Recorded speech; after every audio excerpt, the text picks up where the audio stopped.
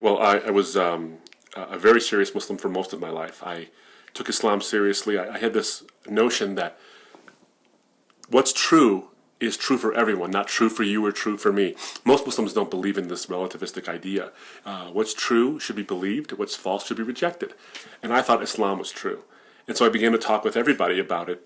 Christians, Hindus, Buddhists, Jews I knew. Didn't know a whole lot of Buddhists. I didn't know a whole lot of Hindus, but I knew enough that I would speak to them about it. So I would talk to them about why their worldview was wrong and my worldview was correct. And I was pretty good at this, actually. I had studied Islam enough to be able to sort of answer challenges and offer what I thought was good evidence for Islam. But I also began to study other worldviews as well. And I would challenge them. What I found was actually that most Christians, for instance, that I would talk to, didn't really have any response to what I was saying. So if I began to challenge them on the authenticity of the Bible, or I began to challenge them on how can you explain a God who's a triune being? What does that even mean? Aren't you just a confused tritheist? These kind of things. They would have no response to what I was saying. Sadly, by far most of them didn't. Now, many of them were nominal Christians. But even those who had professed a sort of a robust faith in Christ, who went to church all the time and who were part of their youth group or whatever, didn't really have a response to my challenges. And so I would knock the faith out of them, or a lot of these nominal Christians, and then I would offer Islam in the vacuum that I created. And I was pretty good at this. There were people that I knew who were beginning to read the Quran as if it were God's word and start to do Islamic practices and identify with Islam. But there were the occasional annoying Christians who actually knew what they were talking about. And they were annoying not because of their mannerisms, although there were a couple of people who were annoying because of their mannerisms, but by far most of the Christians, they actually cared about me. They wanted me to go to heaven.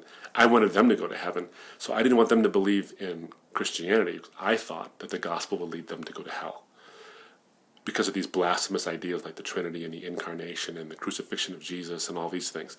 But they wanted me to go to heaven. So they began to challenge me back. They knew what they believed and why they believed it. And I found that I had the hardest time with them.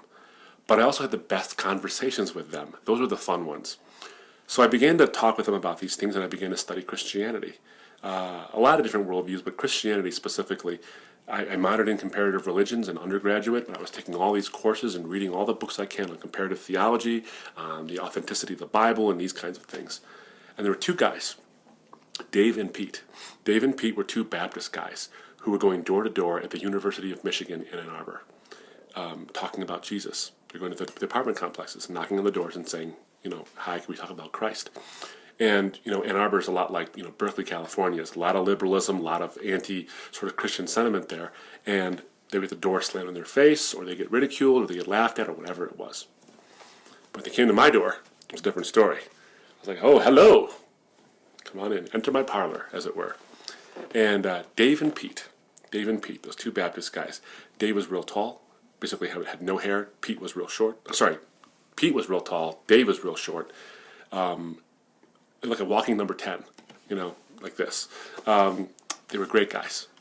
I made Dave and Pete extremely uncomfortable for hours and hours at a time. And they kept coming back to our apartment for weeks and weeks. I think it was Thursdays they'd come by. Weeks and weeks. They spanned semesters. They keep coming back. Like the Terminator, they couldn't be knocked down. I couldn't knock them down enough for them to stay down. They kept coming back. I really admire Dave and Pete for doing that because they wanted to see me in heaven. And I wanted to see them in heaven. So we had a really good conversations, plenty of good conversations. And I remember offering them a Quran and them offering me Bibles and that kind of thing, and we would talk. It was during this time that I was walking down the street at University of Michigan on State Street.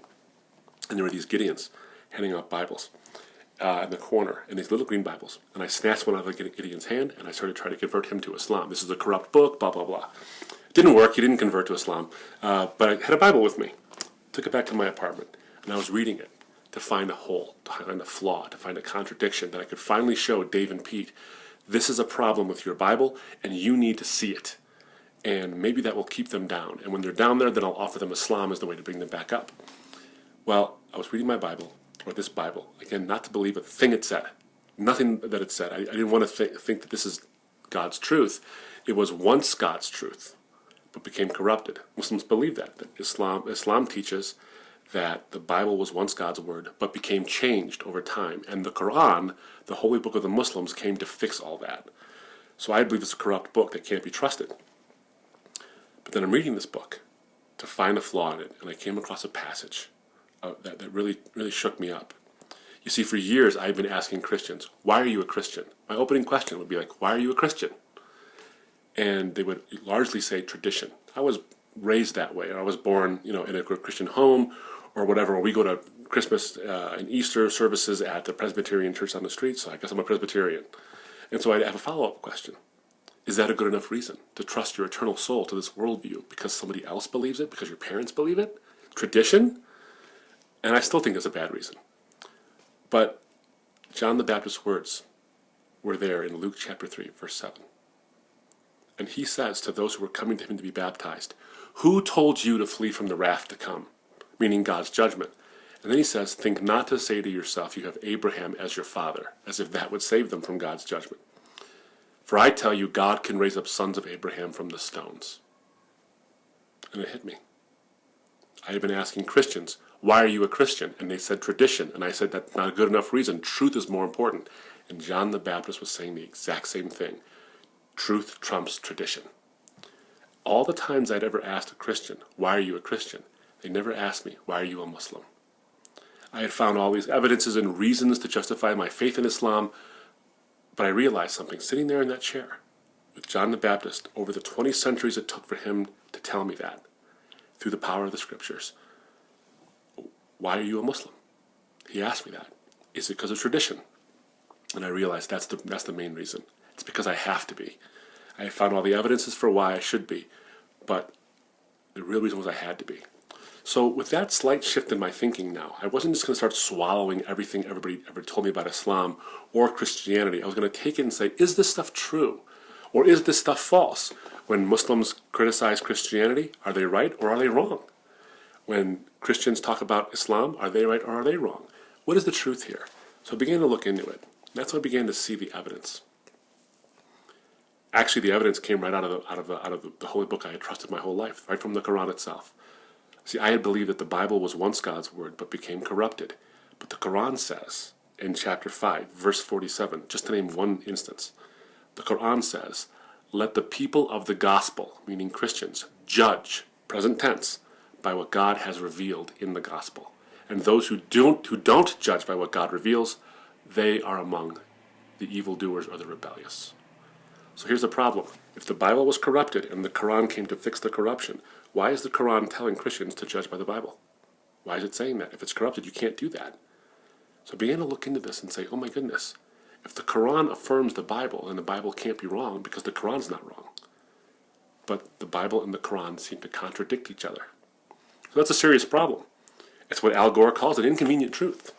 And I needed to find a way out of it because I realized that if I had to follow the Bible, then I would essentially be abandoning an identity that I've had my whole life.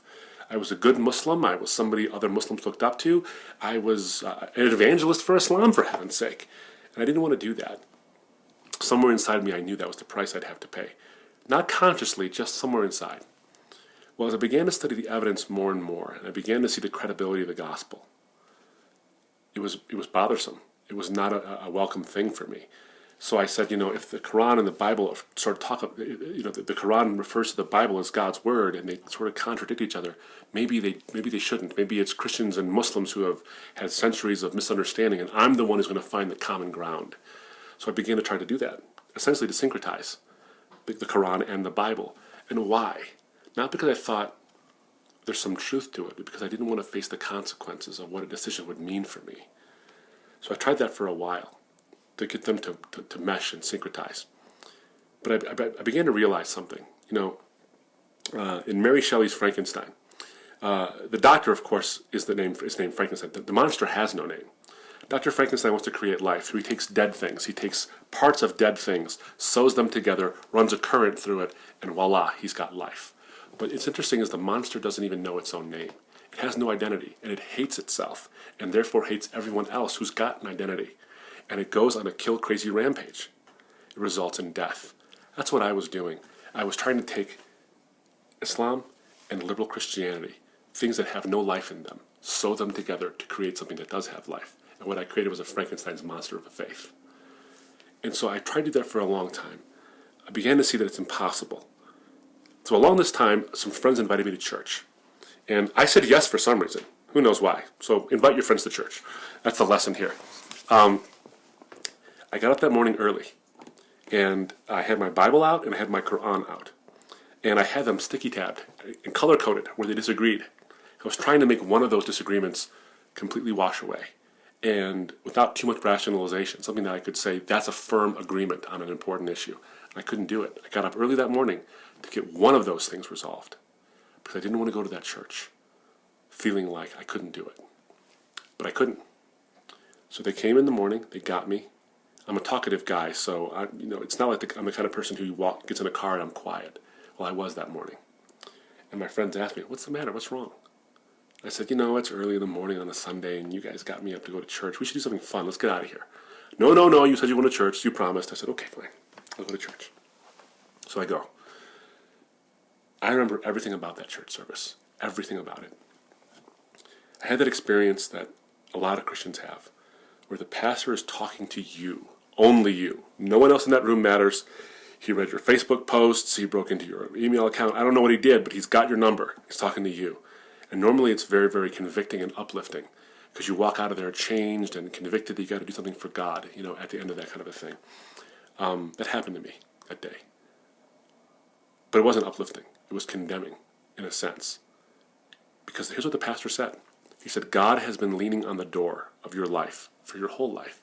If you would just stop leaning back, that door will slam open and he will enter every house and clean it up. He will flood the whole house. And then he asked the question, is that you?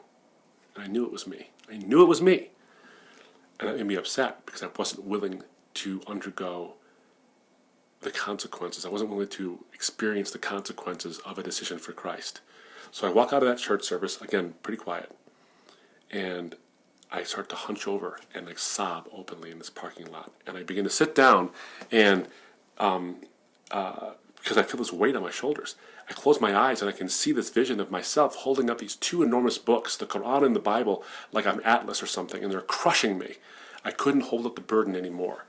See, I'd created this fence that I was sitting on. I was sitting on the fence, but it wasn't a nice rail fence you can sit on for hours. It was one of those chain link deals with the points on top. So it was very painful to sit on, and I was shifting my weight all the time. And I realized something through that sobbing fit in that parking lot, embarrassing myself in front of everybody, that I hated this fence. I didn't become a Christian that day. What I decided was I hate the fence enough where I was going to decide one way or the other. I wasn't going to die this way. I was going to decide one way or the other. Now, I graduated law school, and all my friends were either in school or working, so I had time on my hands before my job started. My first job as a lawyer was starting soon, but not right away. So I had a lot of time on my hands. So I made it my job to study all kind of worldviews, Christianity, Hinduism, you name it. But really, my main study was Christianity and Islam and the differences between the two. Well, I was sitting at a desk in my parents' den with the evidence for Islam on one side and the evidence for Christianity on the other. And playing behind me on the internet was a debate between a Christian and a Muslim. I was surrounded by the evidence. And I began to ask God, why can't I accept the gospel as true? Because I know it's true in my mind. I know it's true in my mind, but it would not descend to my heart. I couldn't embrace it as true. Why was that? And I suddenly knew right there, as my dad walked by. I saw him right there. That's why. Because the price was too high. Just too high. The moon is this cold, dead rock that's 1/6 the size of the Earth. It's 1/20,000,000th the size of the sun. Yet when the moon goes in front of the sun, it blocks out its glorious radiance. It blocks out its light for the Earth. Why? Because it's so close. The cost of truth, what it costs us to follow Christ, is just like that. It's a cold, dead rock. We hold it so close that it blocks out the glorious sun that God has provided for us. And that's what I realized that day. It's not that I couldn't believe, it's that I wouldn't believe. Because the answers took 9 years, but the answers weren't hard to find. They were just hard to accept. But they were there. They were there. And so when I realized something about who God is, and who I wanted God to be. See, a Muslim believes in a phrase, Allahu Akbar, We always hear this phrase in the media. It's not a terrorist chant. It's just a common Muslim phrase. It literally means God is greater. I believed in a God who was greater, the greatest possible being. Every Muslim believes that. And I realized something, finally, after I read Romans chapter 5, verse 8, for God demonstrates his love for us, in that while we were sinners, Christ died for the ungodly. Or Christ died for us, that's what it says. That's a statement about sacrifice, about self-sacrifice. That's the ultimate expression of love. There's no greater expression of love we're capable of. And human beings do it all the time. We sacrifice for those who love us, or maybe for strangers, but usually for those who love us. We never sacrifice for our enemies. We don't know a love like that. But Romans chapter 5 says that God loved enemies so much that he sacrificed for them. So if God is the greatest being, if Allahu Akbar, if God is greater, if he's the greatest possible being, then he would express the greatest possible ethic, which is love, in the greatest possible way, and that's self-sacrifice. If there's a God, he's the God of the Bible, because that's what the God of the Bible, that's what a real God would look like. And it's when I give my life to Christ. No, that took a long time. I started practicing law right after I became a Christian. So I became a Christian in like May or June. I was a lawyer in like June, and I was practicing law. Did that for a long time. It was a good job, great job. Worked at one of the most prestigious firms in the state of Michigan. I went to another very prestigious firm in the state of Michigan and practiced for a long time. Always doing ministry on the side, sort of as a side thing, but always feeling ministry as a calling eventually. And 2 years ago, resigned my partnership, and now I'm a full-time lawyer. I resigned my partnership, and now I'm in full-time ministry. My first book, Apocalypse Later, I actually wrote that one right after, on the heels of the 2006 war between Hezbollah and Israel. When I was investigating faith, I converted in 2000. Right before that, there was the Y2K bug. Everyone was talking about, the Y2K bug, and Christians were selling millions of books talking about how it's the end of the world, the institution of the world order, and all these things, end times, end times, end times. Well, this was confusing to me because a lot of them would harp on Israel and the Middle East and always say, Israel's chosen, Arabs are not, and that kind of thing. So it always bothered me because I always thought maybe God's love is not unconditional. It's conditional. It's quite conditional on your DNA. And that's always bothered me because I was looking at the evidence for Christianity and finding it so compelling, yet I was seeing Christians seemingly, they weren't saying this, but in my view they were saying this, my perception was this, that they were saying that God loves certain people more. It's like, well, wait a minute, that doesn't seem to make any sense considering what you think about God. So it bothered me. Well, fast forward now to 2006, after I'd become a Christian, I sort of got over that. But Christians were once again talking about the Middle East in terms of an end times theology and what's happening in Israel and Palestine and in other parts of the Middle East. This is all working towards an end times goal. And I began to realize something. Now I'm a Christian and I'm seeing this. I remember the impact that kind of talk had on me as a non-Christian.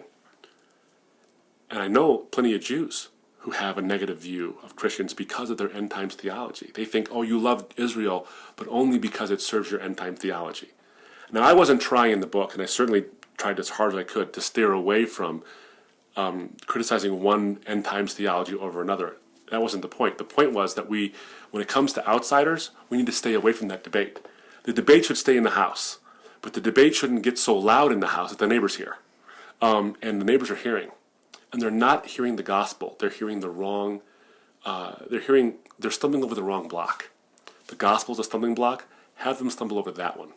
So the book is really an urging of Christians to start looking at the Middle East not as a way in which to find fodder for their own end times theology, but as a way to actually take advantage of what's happening there in a good way for the sake of the gospel. Because I firmly believe that only the gospel answers the questions that come from conflict. Because there's three questions that come from conflict. The questions of sorrow, justice, and love. Sorrow, because of the loss that we feel, whether it's either side, all sides feel that sorrow. The innocent feel sorrow because of loss of life, loss of liberties, loss of property, loss of freedoms, these kind of things. There's a cry of sorrow. There's a demand for justice because those lousy so-and-sos should be brought to justice because of what they did to us. Very much an us versus them mentality. And then there's the cry for love. I mean, how many times have I heard Arab Muslims say, does the West love us or not? Does their God, who's unconditionally loving, really love us or not? How many Jews have said the same thing about what's going on in Israel, but also through the Holocaust or other things that have caused them to question, does God love us if he lets these things happen? What about anti-Semitism? All these things that happen. Where is the love? Sorrow, justice, and love. And what I try to show in the book is that there's only one worldview where sorrow, justice, and love converge and find their fulfillment.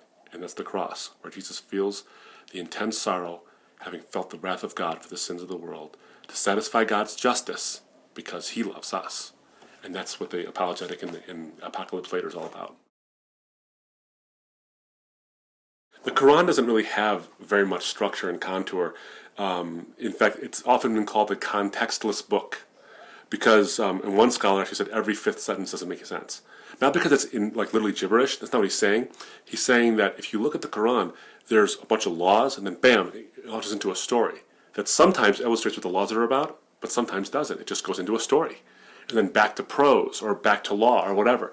So it's kind of hard to actually judge a structural view of the Quran. Now there are structures to it. There are chapter divisions called surahs. There are 114 of them. Generally, they're not ordered chronologically, not even ordered thematically. They're ordered from largest to smallest, basically. So you have the smallest at the end, typically, not always, but at the end, typically, and the largest at the beginning. So it's not really conducive to a sort of a structure to read from cover to cover. Actually, from Arabic, it's backwards. It's cover to cover. So it's not really conducive to that. But there are some structures in it. So if you want to read the law, you can go to certain chapters of it. But it's really hard to grasp it, to get a hold of it and say, okay, I want to do a sort of the legal aspect study of it, or I want to see the story aspect study of it. It's hard to do that. And you always need a commentary with you, especially if you're reading it in English, because Muslims believe that there is no English Quran. It's in Arabic, and that's the way it is. So it's just a translation, so it needs tons of help. And so you have these commentaries. And sometimes the scholars who have done the work on the Quran will actually say, okay, look, here's where the sections dealing with these themes are. We've pulled them from different parts, and you can study it that way. And some of those are pretty helpful, actually, in that regard. But if you're going to read it cover to cover, buckle up, because it's going to be a bumpy ride. The so-called 5 pillars of Islam are these, they're the standards by which a Muslim is judged to be a good Muslim or a bad Muslim, essentially. It's that which makes you Muslim. So there's 5 basic pillars. It's a very complex system, actually, and each one of these pillars has its own little rubrics underneath it. But the basic 5 are these. The first one's called the Shahada. Shahada literally means to witness or to see. And it's a confession that a Muslim makes, that a person makes in front of another person, and says, I testify that there is one God and Muhammad is his prophet. If you say that in front of another person and you mean it, you're a Muslim. That's it. That's the first pillar. The second pillar is the prayers, the 5 daily prayers. A Muslim is constrained by the Hadith tradition and somewhat from the Quran to pray 5 specific times in the day and in the night. So morning, noon, afternoon, evening, and then night, and in a specific way. It's very ritualistic. It's not like it's sort of free-flowing prayer. It's ritualistic. You face Mecca, you get a rug out, you have to wash before you do it, and you have to wash a certain way. You've got to concentrate. If you break concentration, sometimes you have to start over again. You say the same things largely, the same way over and over again. Not every time, but close to that. And it's not really supplication, nor is it communion with God, as much as it's just you are praying to God for his mercy and forgiveness and acknowledging him for his greatness. That's 5 times a day, and that's the 5 daily prayers. That's the second pillar. The third pillar is what's called zakat. Zakat is almsgiving. It's like tithing, sort of. Every Muslim who is financially able, who isn't poor himself or herself, is commanded to give at least 2.5% of their gross income to charities or to the poor. The Shiite Muslims, who are the minority, they do it a little more. They have an extra thing called hummus. They add a little extra to it. But 2.5% is basically the rule. The fourth pillar is what's called Sawm, or the fasting. During the month of Ramadan, which is just the name of a month, it's the month in which Muslims claim the Quran was revealed, Muslims are called to fast. They can't eat or drink anything. They can't ingest anything that's physically gratifying. No gum chewing, for example. And they have to refrain from sexual gratification as well, from sunrise to sunset for that 30 days. In the evening, they can eat all they want, and they do. More food is consumed during Ramadan than any other month of the year in the Muslim world. But it's a lunar calendar. So Ramadan moves 11 days every year. It moves back compared to our solar calendar. So sometimes it's in December and sometimes it's in July. So if you can imagine what it's like to be in Saudi Arabia where you can't eat or drink anything from 5:30 in the morning to 9:30 at night in the blazing hot sun, that's pretty tough actually. It's a time for spiritual purity, for identifying with the poor, and that kind of thing. And then the fifth pillar is what's called the Hajj.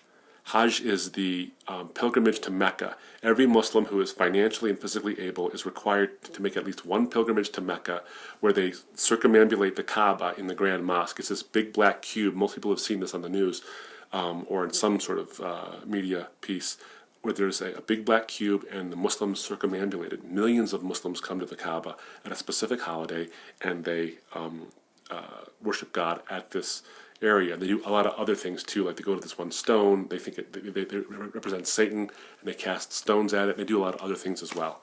And those are the 5 pillars, from prayer and the Shahada to the fasting and the Zakat, all the way to the Hajj.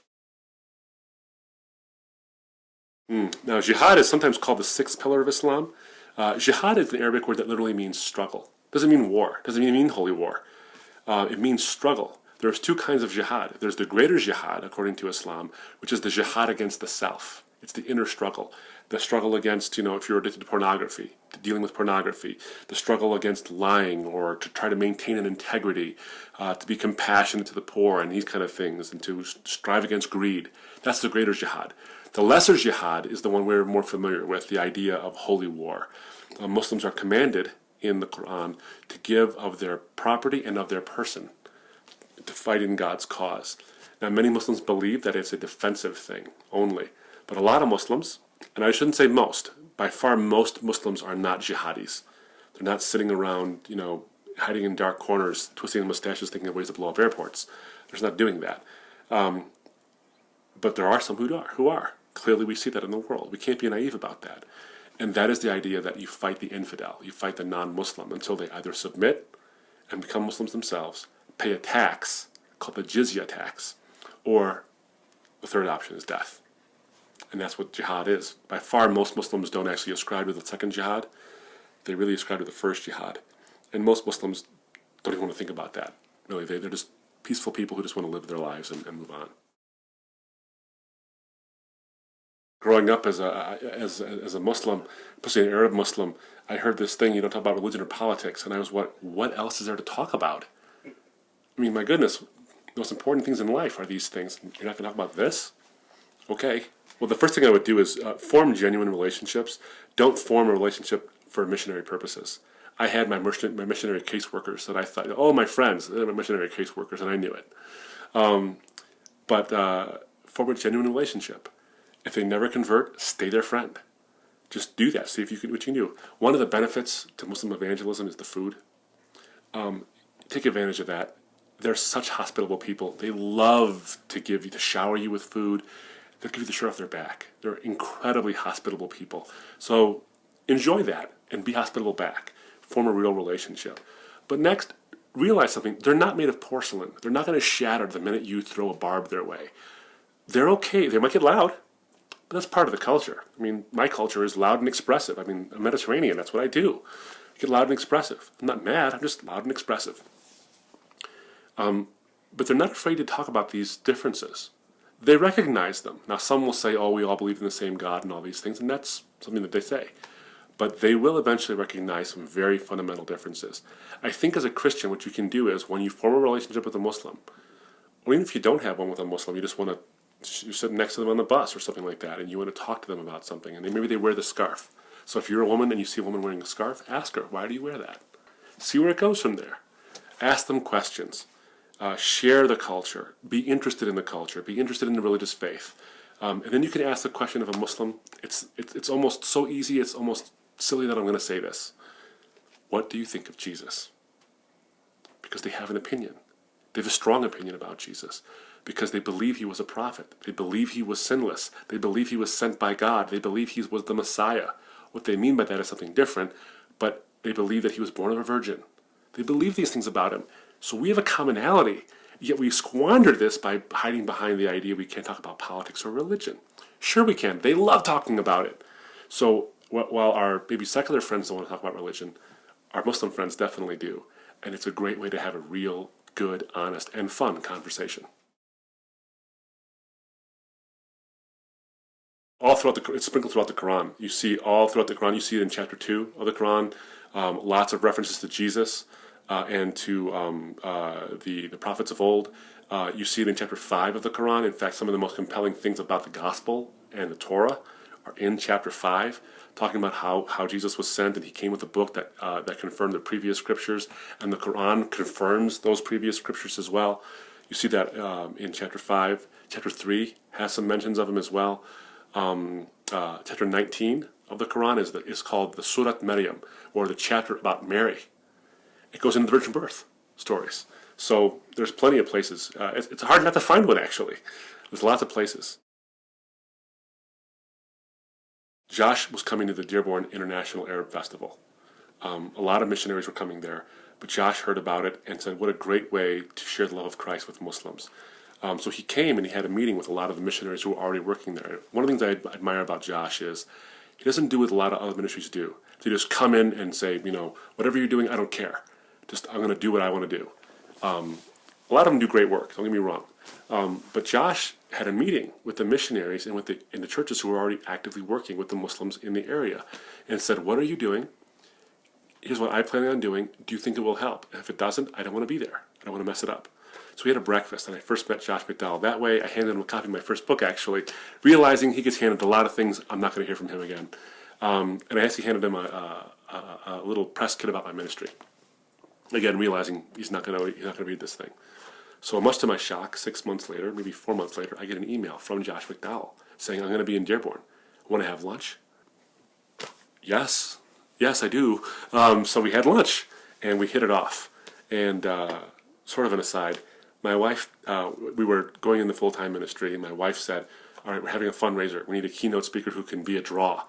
You need to ask Josh, can he be our keynote speaker? Will he help and mentor you on some things? And will he take a look at our press kit and see what he thinks of it?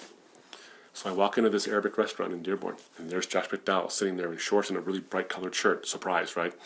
And he greets me. We sit down. First thing he says to me is, I got your press kit here. I have some comments. So I didn't even ask him that question. Then he asks me, so how do you raise funds? So we have a fundraiser, an annual fundraiser. He goes, do you have a speaker? I said, not yet. He says, I'll do it. And I'll do it for free. It's like, holy cow, I'm dizzy now. Because I'm like, I was going to ask you that. And then he said, would you like some help, maybe some suggestions here and there how to do the ministry? Because this can be a very tough thing. So, bam, the mentor thing was happening. Since then, we've been close. Just been close. He appreciates, I think, the attitude with which we approach apologetics and evangelism ministry. And we just hit it off. And I've gotten to know Sean through him. I'm so blessed by that relationship as well. And Josh has just been a tremendous blessing to us. And we had a successful fundraiser, if you were wondering. And just a real blessing. And he did the foreword for my book. I barely even had to ask him that one. I think he expected me I was going to ask him, and he said, I'll do a foreword for your book. Great, Josh, I can't wait. So that's how that happened.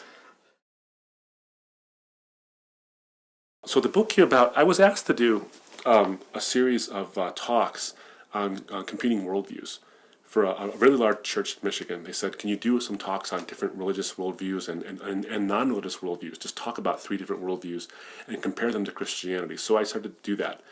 And I compared secular humanism, pantheistic thinking from Hinduism to Buddhism to every other ism within the philosophy, and the New Age, of course, and then Islam. And as I was doing that, I began to see some really important things emerge. All worldviews have to answer 4 main questions. How do we get here? What's the point of being here? Why are things the way they are down here? And is there a way out of here? Is there a better life? And I began to see these commonalities, and those were the fundamental questions. But what I started to see really was every worldview has what I call the grand central question it's trying to answer. Its central question that it tries to answer and claims to answer better than everybody else does. So I'll give you an example. Secular humanism. Secular humanism is the worldview that human beings are inherently valuable and objectively valuable beings. That's the humanism part. But secular, you don't need God for that. You don't need God to give you that value. I began to see this as almost oxymoronic. You can't have human value without an objective moral value giver. So they wanted to answer the question, how do we ground or justify human dignity? And I want to affirm that question. That's a great question. It's a seminal question. It's a grand central question. And my thesis is this: for every grand central question that's out there, for every worldview, the Christian worldview affirms the question and then offers a better answer. So I wanted to say it's only in the Christian worldview, not a theistic worldview, not just belief in God that grounds human dignity, but belief in the God of the Bible that specifically grounds human dignity. No other belief will do it, just the God of the Bible will do it. And so that's the one section there. And then I do that for pantheism and what its central question is, and Islam as well. And if you can caricaturize a worldview in 5 minutes and debunk it in 5 minutes, you probably don't understand it. Or you do when you're being deceptive. What I'm trying to do in Grand Central Question is show Christians and non-Christians, it's meant for non-Christians especially, I always write with non-Christians in mind, that you don't need to understand every nuance of a worldview to communicate truth to that worldview. Just understand the central question you're trying to answer. And all the peripheral questions will eventually get answered, but the central questions are the ones that need the answers most. That's a great question. I've actually been thinking about it a lot lately, something similar to that, so I'm really glad you asked it. The first thing is this: do it for the right reasons. My evangelism heart comes out here. I think apologetics is a tool to serve evangelism. Sure, it's great to withstand the challenges of our day. We need to do that. We need to have a robust worldview that can withstand the challenges of our day. But we need to do that so we can stand strong, so that those who don't agree with us will eventually see the beauty of what we believe in and the credibility of it. And then we can make enemies into friends. And friends for Christ, not just our friends, but friends for Him. So do it for the right reasons. I think oftentimes people get involved in this kind of stuff for sort of, geeky, apologetic-y, geeky kind of conventions where a bunch of apologetics geeks talk to each other about apologetics geeky stuff, as opposed to training ourselves to talk to a lost and dying world. So I think we've got to get into it for the right reasons. Second, always understand that you're not trying to win an argument. I think this is something apologists and Christians who are fervent about the gospel fall victim to.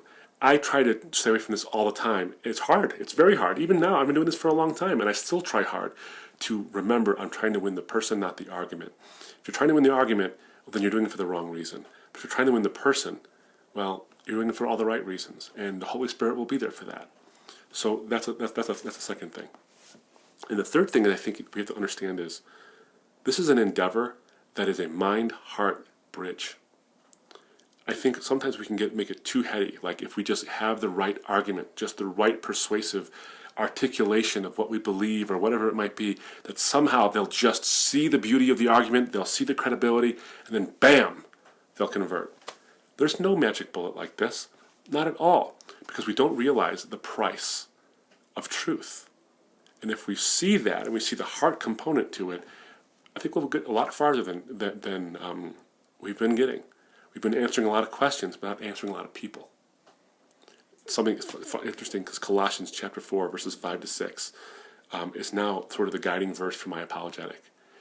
1 Peter 3:15, great verse to center an apologetic on because of the idea of how we share the faith, the reason for the hope within us, but with meekness and respect.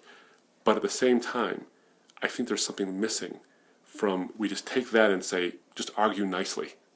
But Colossians chapter 4, verses 5 to 6 is an interesting phrase.